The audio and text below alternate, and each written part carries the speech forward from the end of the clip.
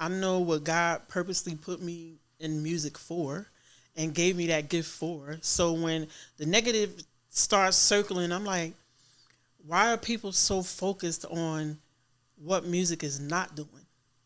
What happened to what music has done? What is doing now? One.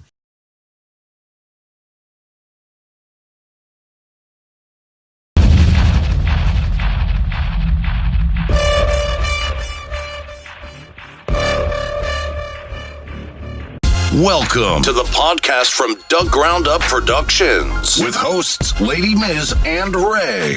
This is a universal platform, and there is nothing off limits. We talk about it all, and we keep it real. This is a no judgment zone, so come as you are. If you are a professional, entertainer, author, comedian, entrepreneur, or just someone who wants to get something off their chest, well, let your voice be heard here on From the Ground Up Productions. Sponsorship and other opportunities are available from Doug Ground Up Productions. Turning nothing into something. There's only one way to go from here. And now, here are your hosts, Lady Miz and Ray.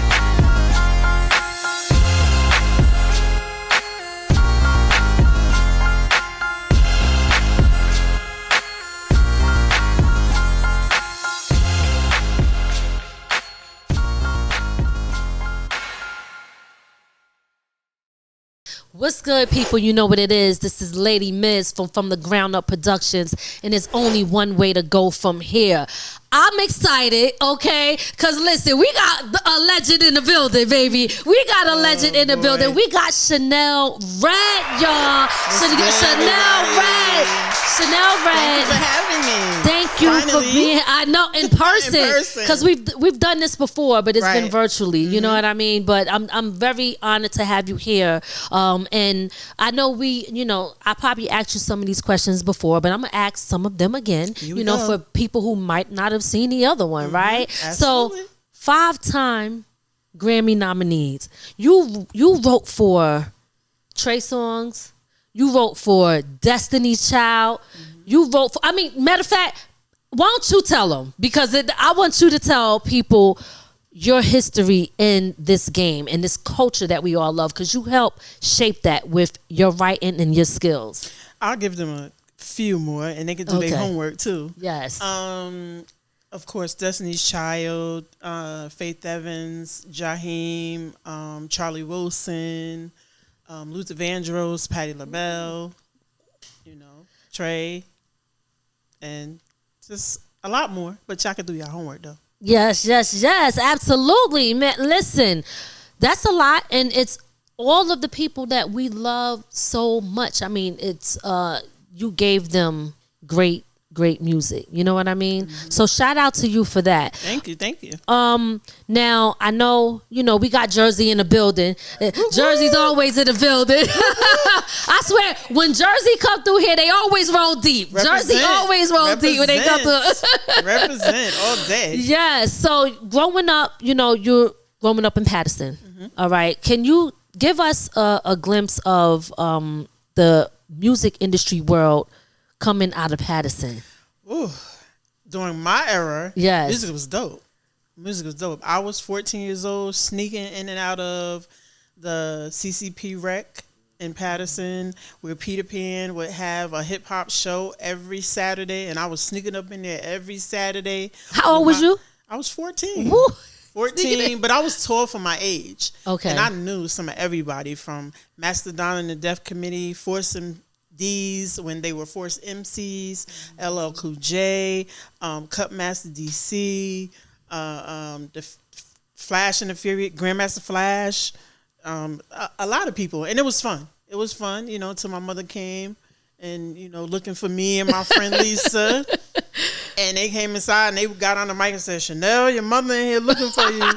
And we snuck in the bathroom, thought we was over, and they left. And as soon as we came out the bathroom, they was right there. Boom. Oh my God. My mother tried to beat me in front of everybody. Ooh, that's I was embarrassing. so embarrassed. But I came back the following Saturday. It wasn't enough to keep you away from the music. Yeah, I'm in the house. And I started out as a rapper.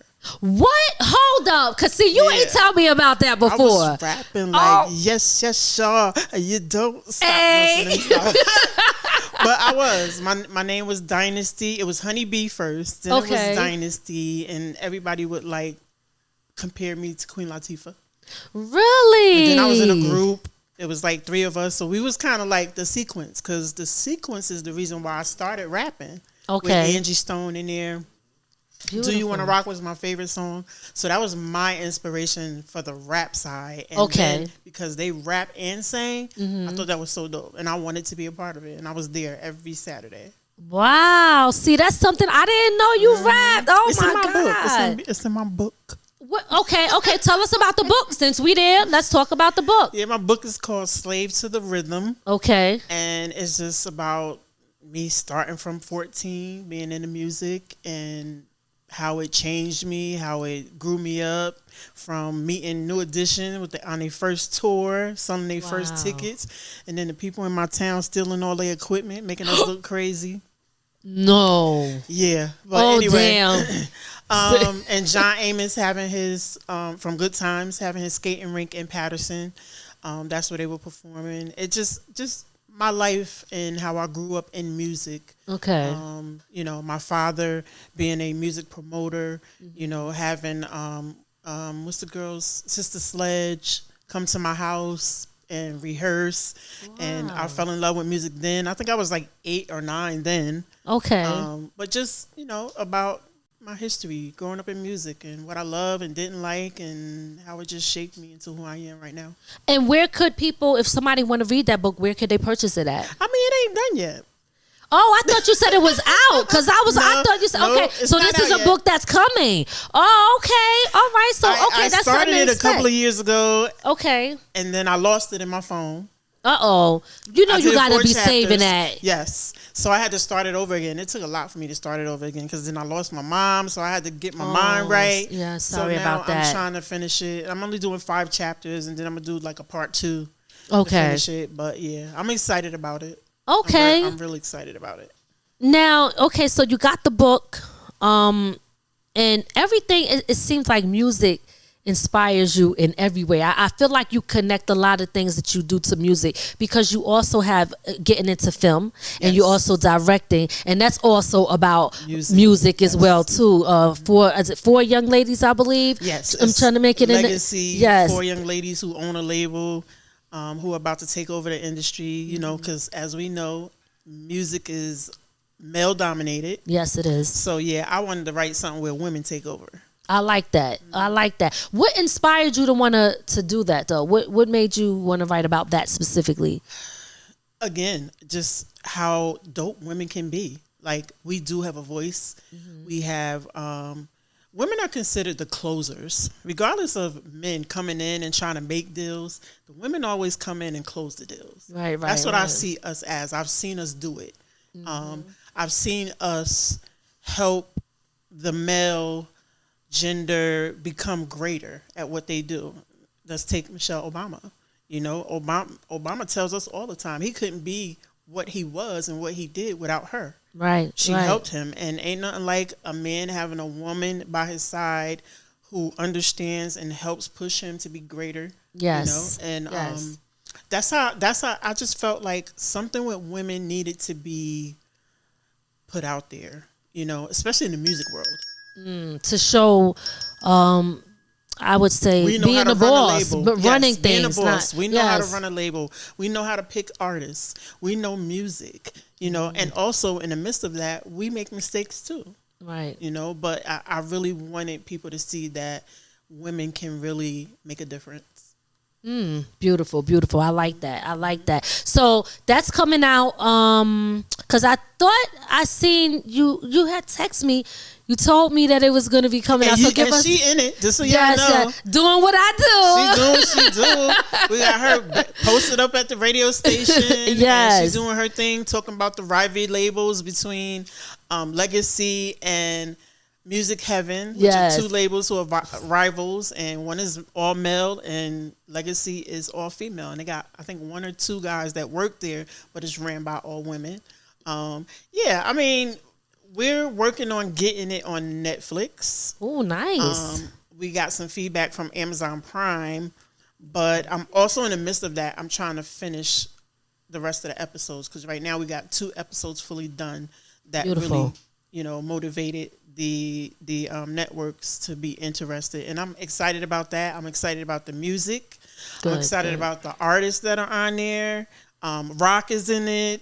Rock plays a artist in there, and Treston also from High Five. Yes, I did see that. Monifa is in it. Jawani, a bunch of people that I really believe in, I think that are dope in the music industry that America needs to see. Right. Absolutely. Yeah, you got some heavy hitters in there for sure. Definitely. So I can't wait until that comes out. I'm definitely looking forward to that. Too. Oh, Lord, that's right. Because didn't I interview them with you? I forgot about that. Yes. Yeah, Akisa plays a very lead role. She's amazing. She's amazing as an actress. Like, I love her. From the first movie that I did that's on Tubi with Pressure, like her presence and just her being able to, at the drop of a dime, just put herself in a character is so amazing. Beautiful. I'm excited. I can't wait. You too. You did your thing. Yes. Of course. I said, give me a little bit of lies because my memory's horrible. Though. She's like, cut. And still like, damn, wait, what? Yeah, but no, I enjoy that. Mm-hmm. Yes, absolutely. So let's talk about some of the biggest names in the industry that you have wrote for. Can you tell us how you was able to seal them deals? With Destiny's Child, that happened with Rock Wilder. Okay. Rock is really good friends with Beyonce. And he sent the record over, even though the record, If. I love If. Which we wrote that for Tweet. Really? Yes. And she passed on it. They Tweet. sent it to Beyonce, and they picked it. They called me, woke me up 7:30, 8 o'clock in the morning, was like, Shanell, we need you to get the lyrics together. And I'm like, what? And they like, yeah, Beyonce, Destiny's Child gonna cut it. What? And I'm like, what? I'm still half asleep. So I had to run and remember the lyrics, play the music while I'm driving, type it out, find the Kinkos to fax it over to them because they were at Sony Studios. Okay. And they were going to be recording. And I had to get myself together to get over here to help vocal produce them and everything. But it was a headache, but it was also a learning experience. And writing songs, you must always, especially when you're submitting for placements, make sure you have lyrics already typed up for all of your songs. Because at that point, me running around like a chicken with my head cut off, trying to get the lyrics together, I was like, oh man, I hope I ain't missed no lines, and just trying to get it there. But yeah, when I went there, instantly Beyonce walked up to me and grabbed my hand, was like, oh my God, this song is amazing. What was y'all thinking about when y'all wrote this record? And I told her, honey, we was sipping on some wine. It'll bring it out you. What was you sipping on? Snacks, sipping on some wine, and we was male bashing. We was going through some pain, and her, you see it said, ain't no feeling like being free. And then, actually, let me skip that. We didn't do Free until after they finished recording If. They wanted a second song because of If. Oh, really? So we wrote Free in the studio at the same time. Get out of here. They went to lunch, pulled up the track. We wrote it right then and there when they went. Let me tell you something. That album, and that was their last album when they said that they were going to. Last album. Yes. I absolutely love that joint. It's all right. I absolutely love that. That whole album was just freaking phenomenal. Yeah, the whole album was amazing. Oh my God, amazing. I was upset though when they said that they were like, this is the last one. I was like, damn, because we wanted more. Never lose hope, because I heard through the grapevine that they might be doing a finale album. Get out of here. Do the grapevine, y'all. Do the grapevine. Okay. Come on, grapevine. Let's make it happen. And I'm hoping that Big Draws, a.k.a. Shanell, Tanisha, Juanita, I hope we end up getting a few songs on there, because she really loved our vibe. She loved old school, and I'm quite sure she's going to be making a lot of decisions as far as that project goes. And I would love for us to be on it, even if we just get one. Beautiful. Yeah, I'm sure. I mean, hey, listen, you a veteran in this game, so look, okay? I am blessed to still be doing it 35, almost 40 years. Wow. Still be doing it. And you look amazing. I got to tell you that, okay? You look freaking amazing, okay? Thank you. Yes. Stress-free. This was stress-free, dude. That's okay. Keep you cute. What? So how you stay stress-free, though? When I feel the stress coming, I go to the left. You just go to the left. To the left. That's right. That's where I be at, over there. While you over there. Okay, that's what you got to do. What I wanted to ask you though, when as far as writing that, did you have to already have the melody and everything? Do you have to already have the song, a reference track, or is it just lyrics when you're submitting that stuff? Well, speaking of all me, Tanisha, and Juanita sitting there. If you remember, that is from Inseparable, from Natalie Cole. Inseparable. Oh yes. So that first dun dun dun dun dun dun dun if, so it's in, and I was like, no, let's do if. Oh. So the music's like, if I. Y'all forgive me. I'm not trying to sing. I'm just trying to give you an example. Okay, so we went from there, and then Juanita and Tanisha kicked in with the lyrics, and then the melodies start flowing. We all just threw lyrics out there.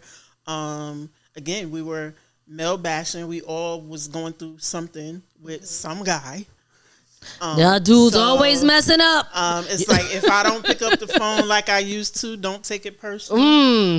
Yes. If I don't do all the things that I used to do, I ain't mad at you. You know what I mean? Listen, I was playing those joints. We was having mad attitude when we was writing it. And then Rock came in and he heard it and he was like, wow. But again, when we say we didn't write it for Destiny's Child, we wrote it for Tweet, but not with Tweet in mind. So what we had to learn along the way, writing, don't signature your record to the artist. Ooh, okay. Because our first biggest lesson was Tony Braxton. Okay. So we were asked to do records for Tony Braxton, and we did like 8 records. And we used a young lady named Charlene. Charlene is dope. Her voice is beautiful. The records we did for Tony Braxton were amazing. But she didn't take them because she felt like, oh, she's trying to sound like me. So she didn't take it because the record just was sound too much like her. I'm like, okay, we learned a valuable lesson, because at the end of the day, you can't really sell those records off because they signature with her sound. So it's really about, when you're a songwriter, just do a dope record. And that's all we did. When we did If, we just did a dope record. You know what I mean? At the end, Rock pitched it to Tweet, but he didn't say, this song gonna go to Tweet. He just played the track, said, write a dope record. The vibe was there, and that's what we did. Okay. When she look back now, when she took that song? I'm quite sure. Right? But you know what? Listening to her, and you got Destiny's Child, it wouldn't have been the same. It wouldn't have given the same impact at all. Right. It wouldn't. No, everything happens for a reason. And that was everything. A good reason. Absolutely. Absolutely. Oh my God. 24 years ago. Yeah. Great reason. Wow. That's amazing. For people who might not know, I know you mentioned some of the people. Can you say the songs that you did write for Trey Songz, for Luther, all the people that you wrote for? Do you remember names? With Trey, we did Hoopty, which is on one of his mixtapes. With Faith Evans, Change. There was another record, I can't remember it right now. Forgive me. Faith, I love you. I did records with Monifa. That's coming out on her new project. Oh, okay. I'm working on that with her, executive producing that with her. Charlie Wilson, it's My Guarantee. Patti LaBelle is Good Lovin'. Luther Vandross is Sunny Days. Destiny Child, of course, is If and Free. Jaheim is The Chosen One. I Choose You. It's a few I can't remember right now. How, when you're writing the song, and whoever your team is working with, writing for men, is it challenging to see it from a man's point of view when you need to speak on something? Like, how do you do that? Because mostly everybody I meet, they call me a man anyway. I can't say. Wait, why? Well, why they call you? Because my demeanor is not. I'm not saying I'm not feminine, but when I'm having a discussion, talking about music, keeping it real, I'm like hardcore with it because I don't play with my music. That's right. Music is my life. Music has saved my life. Music has saved me from depression, being angry. It's my go-to. When people get on my nerves or people have, discredited me or not paid me, did shifty stuff, I have to go to God, Jesus, and then I have to go to my music. And when I go there, that's my happy place. That's my safe space. Right. And I'm able to move past it and forgive the people and keep it moving. Because at the end of the day, the only person going to make it right and fix it is God. And I just look up and be like, God, it's on you. Right. That's it. Okay. So you inspired by everything and everybody, I'm inspired basically. by everything. I could be sitting on a bus and see two people arguing or riding past something. I come up with a song idea. I'm writing a title in my phone. I love writing about what could be. Right. Not just for me, but for other people that I meet that may be going through situations. I love old school. If I had to pick and choose a genre to write about all the time, it would be old school. Okay. I love new school too, but old school is like that's my passion. Right. Yeah. I mean, hey, listen, it's feel good music. You know what I mean? And it always got a good message. Yep. Yeah, absolutely. So, you as a writer, you work with other artists, you manage other artists. You also have, is it the Writers Rumble? Yes. Writers Rumble is on Tubi. Let us know about that. It's a TV challenge competition show. Yep. It's about songwriters, 4 Grammy writers who have 5 writers underneath them, and they all compete to make a hit song for a hit artist. That's dope. But the writers to get on there, they have to compete with each other, like, be called up to write a song, a verse, a hook, and a pre-hook in 5 minutes, present it to us watch them, if they're team players, if they respect their other people that are trying to write the record with them, and that's how we choose them. They move into a house, they get challenges, some people get kicked off, some people leave, you get to see all of this, how people creatively can come together to make something dope. I love that. And I know you said it's on Tubi. I haven't got the time to really watch the full thing, but I definitely want to do that. I got to take time to do it. I want to know, because that really is dope. Thank you. Just everything about it. You know what I mean? And it's coming from somebody like you who is very well known for being one of the best songwriters out there. So what is the talk right there? BET, VH1, MTV. We need to know what's going on and why they ain't picked that up yet. I think they didn't pick it up yet because it needs, for me, it needs better production. I did it with what I could do it with. I was blessed to have some incredible writers on the show for the whole first full season. Not only just the Grammy-nominated writers, but upcoming writers. There were some dope ones that got platforms and opportunities just from being on the Writers Rumble. Okay. And it was just a pleasure bringing them into the fold and watching them create, watching them argue with each other, watching us battle. And, thank you to Leland from Sugar Hill for allowing us to utilize his studio to shoot some of the footage in Jersey. We shot some footage in New York. We shot some footage in Atlantic City. We shot some footage in Atlanta. Like the love from Atlanta was awesome too. Nice. Again, 90% of the writers on there were just regular writers, but they were just dope. I thought they were dope, and I reached out to them. They wanted to come. Yeah, you got to sign this paper though first. Right. Allowing us to shoot you. Okay.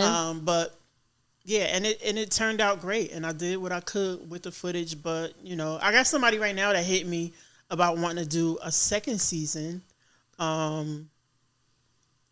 Make it big. like to get it on a bigger platform. But I still have footage from another season where that's how I met Mia. Okay. I met her. She came out and auditioned. She killed it.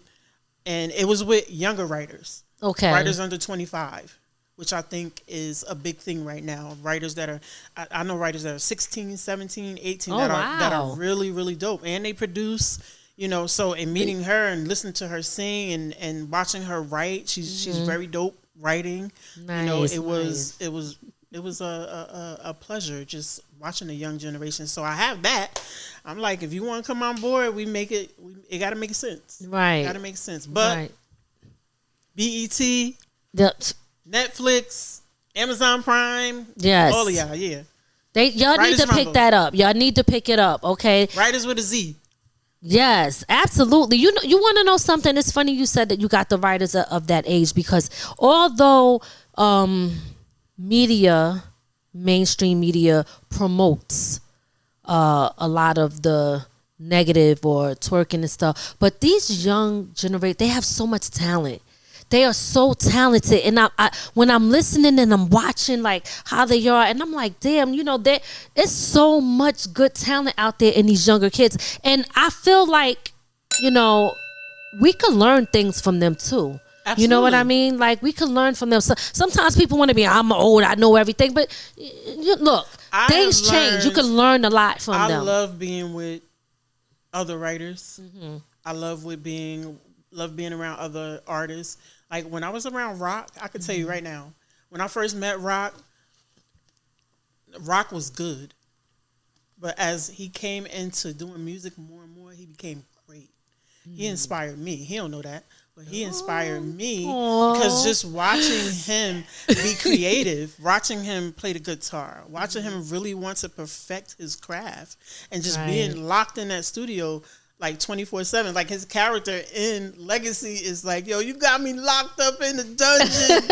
Like, I need some food, you know? Wow. Like, his personality, his passion for doing music, that's what makes me continue to do what I do and be of service to help writers, producers, artists, because, like, they make me, when I be like, you know, I'm just going to go be a regular person and forget this music. I remember I said that to my mother. She was like, yeah, whatever. Yeah, I can't see it either, though. and I even told JJ, I was like, go ahead back to Denver. Go do what you're going to do. I'm tired. I'm just going to get a 9 to 5. He was like, yeah, I'm going to need you to go to sleep. Just well, you won't be able to do that. And you know what? Here's the crazy part. This is why I love God. Because the moment I laid in my bed and I went to sleep and I said, this is when I had my white boy group. Well, my white band. It was 2 girls. Anyway, there was a white band. They were amazing. They were kids. They were from Texas. Their moms let them stay with me. Like, they were amazing. Like, Nick Cannon wanted to sign them, and they just couldn't take the pressure of the music. And when they jumped ship, I was like, I'm done. Because I was really like, that was something major for me. Like, those kids, not only just, you know, them being a group, but also being on TV, like me coming up with a show for them, like them being superheroes, but in school they're regular kids, but out here they're saving kids from being bullied, and you know, all these ideas that we have for them. But I was like, I'm done. I went to sleep, no lie. God know what he be doing when he do it, and he gave me the Writers Rumble. Look at that. Look at God. I woke up the next day and I was like, oh my God. And I called JJ and I said, this is an idea I had, and he said, I'm with you. I'm with you. That's what we're doing. And then it rolled from there, and everybody fell in line. God was just doing his thing. So that's how I feel like now, when I be trying to have a regular life, do regular things, you know, go skating, bowling, you know, have a love life or whatever, God be like, that's not what I need you to do. Because I know if I put you over here, you're going to ignore what I have over here for you. Tell them. This is what I have for you to do over here. I'm not done with you yet. Yes. So, you know, again, I know if I put you over here, your attention span is not going to be over here where I need it to be. So sometimes when you're doing what you love, those sacrifices are really a lot. And I'm blessed to have 2 wonderful kids, to have loved, have had 2 great kids, and I got 2 great grandkids. But I mean, Beautiful. I have to enjoy a little moment every now and then, but continue to do what God want me to do. Absolutely. I wouldn't still be doing it right now, all these years later, because I know some people that's quit. They just don't, but they'll hit me and be like, yo, I'm so proud of you because you still, people from grammar school. Really? Grammar school, high school, like, oh, you doing what you said you was going to do, yo. I'm living so your proud of you. purpose. Yes. Living your purpose. And that when you try to let it go, that's why God pull you right back. He like, nah, this ain't for you. I need you over here. Yeah, yeah. Because it's not even just for you alone. It's also what you're doing for other people. You see what I'm saying? So that's just so important because, listen, God already got the plan. And you're obviously in a lot of people's plan, whether you like it or not. I really do believe it because every time I try to pull out, he pull me right back in. You right back in. You see the pressure of music, right? Mm-hmm. Right, yeah. How do you deal with it? Honestly, I don't. Because I've seen a bigger picture. I know what God purposely put me in music for and gave me that gift for. So when the negative starts circling, I'm like, why are people so focused on what music is not doing? What happened to what music has done? What it's doing now? One. It keeps people out of trouble. It keeps kids out of trouble. It as a parent, when you see that your child has a special gift, whether it's music, baseball, whatever, art, you're supposed to hone in on that skill and babysit it and help build it with your child. And sometimes kids end up just doing it on their own. Like me, my mother was a nurse. I was not about to be no nurse. Not me wiping nobody's butt and walking around. No. But my father was a singer. My father was into music. And again, like I said, he introduced me to Sister Sledge. And then from Sister Sledge, I met George Benson and, little stuff like that. And it was just meant for me to be in the music. Right. So when they say, excuse me, what your mom did, I said she was a nurse. My mother did sing when she was back home. But she didn't sing. Where's back home? Baghdad, Florida. It's a little town. You already been through it. Okay. Right next to Pensacola. I love that town. When I went there, it was very inspirational being down there. But my singing I would sit at night under the covers playing on the 12-inch on my mother's thing, and then the 8-track. Oh, the 8-track. You bring it back. I'm like, boop, you gotta press those buttons. Yes. Listening to Stephanie Mills, Harold Melvin and the Blue Notes, like listening to comedy too. Listening to Richard Pryor and Sanford and Son. Like I would be up all hours of the night. That's why I'm like, I know it was meant for me. Absolutely. I know absolutely. You are the culture, okay? And I am R&B and hip hop. All right, you better let them know. Now, you said we're gonna wrap it up, but I got a couple more questions. You said that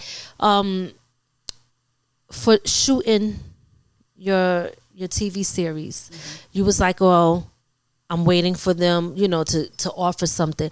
What do you need from people? Like, what would you say if you needed help or stuff like that? What would you need or want from people to make that happen? Is there something that people could do to help?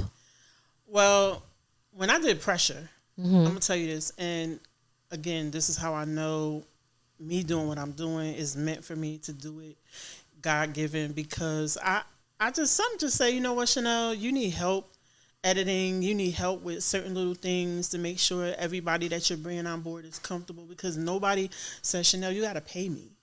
Everybody in Pressure came and was a part of the movie because they believed in me. That's good. So I went online and I did a GoFundMe. Okay. And in my GoFundMe, I raised $5,000. Oh, and wow. A lot of the people did not know me from a can of paint. This one guy, I will never forget him. And Mike Williams, if you play this, I'm going to make sure I tag him on Facebook.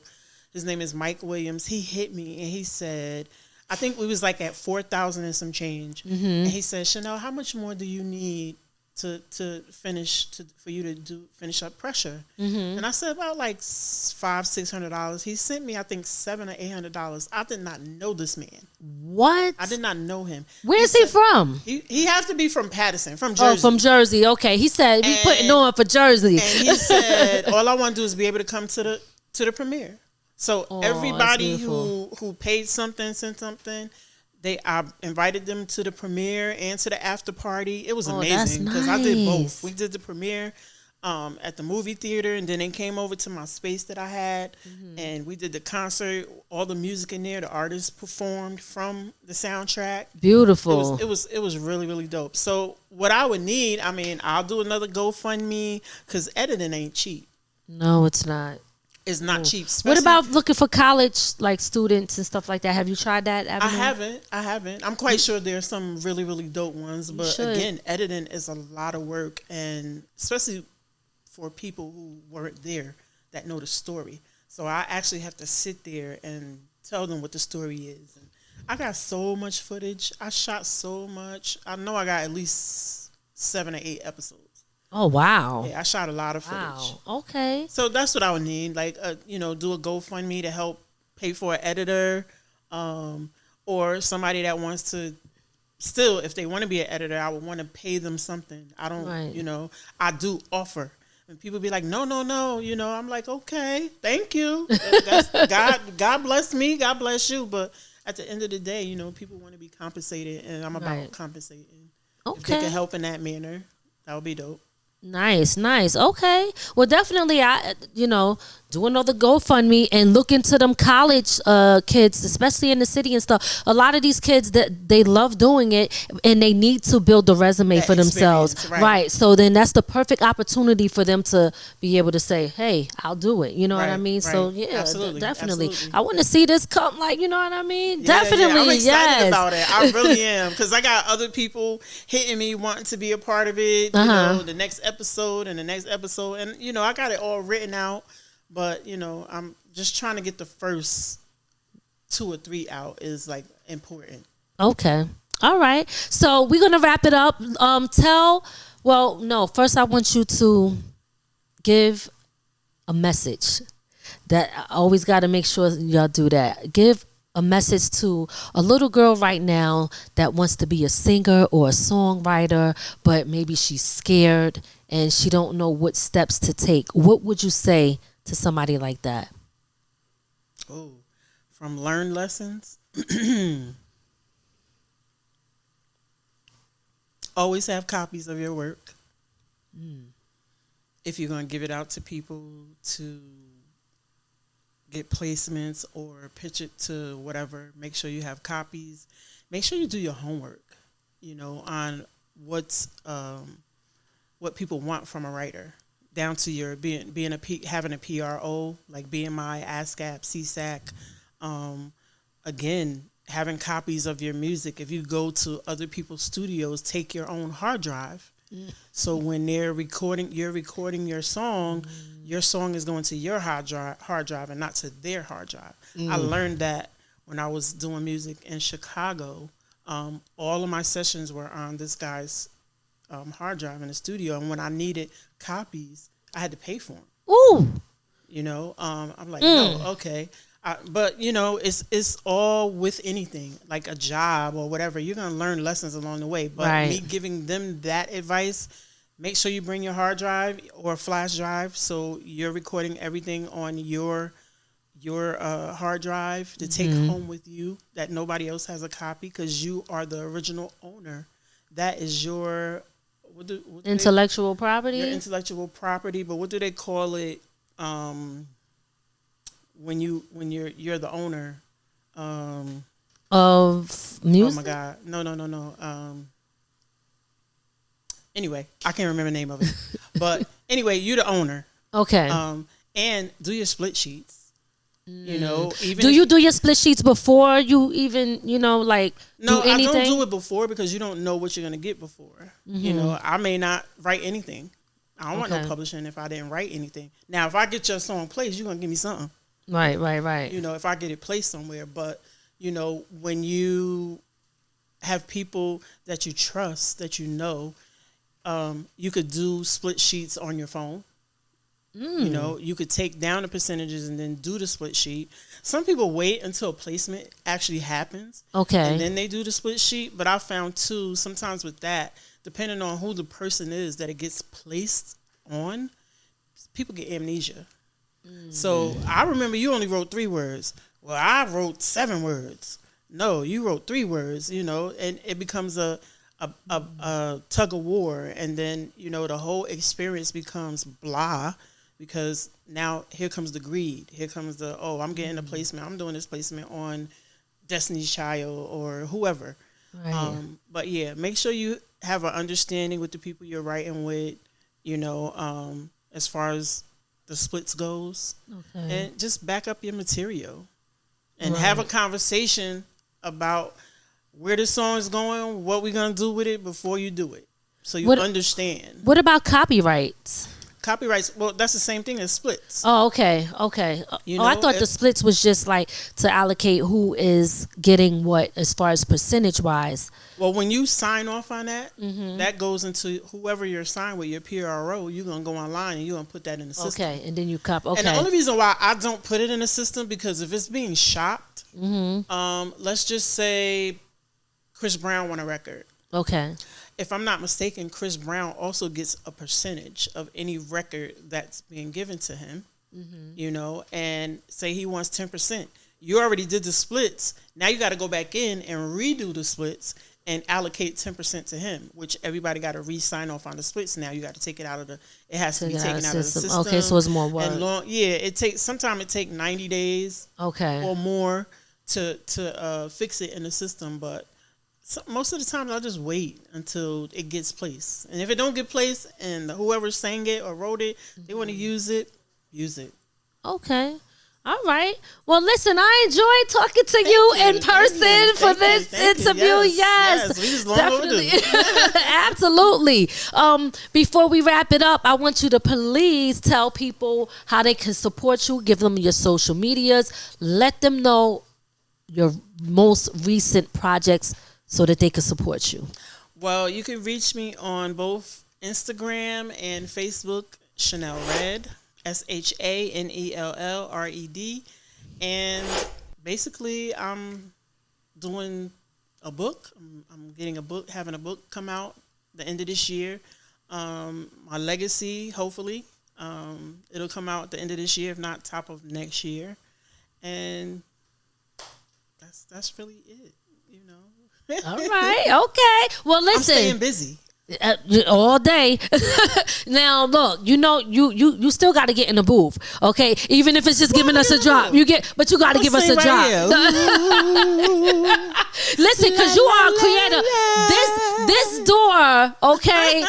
This door needs Shanell's name written on it, okay? Because you are a creator of so many different things, okay? This is going to be legendary. I already told him this is going into the Hip Hop Museum when it's done. All right, so listen, do the damn thing. I'm trying to get everybody on this door here until we change it into another door once it's all filled up. Yep, but right on it. Yes, so thank you again. Thank you so much for coming. I appreciate you so much. Absolutely, and continue to do your thing. Love your work. Love everything you're doing. So just continue to do you.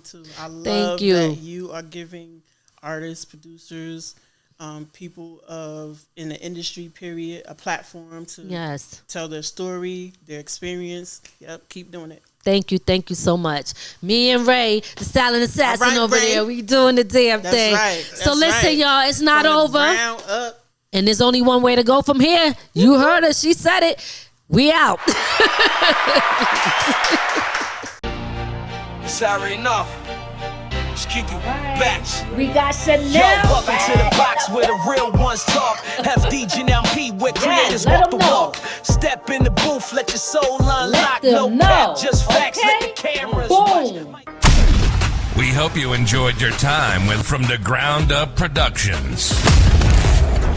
We'll see you next time. Be sure to add our channel and listen to us on all streaming platforms.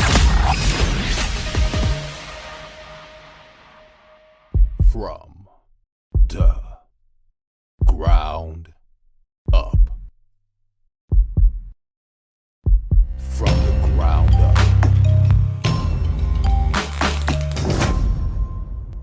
there's only one way to go from here.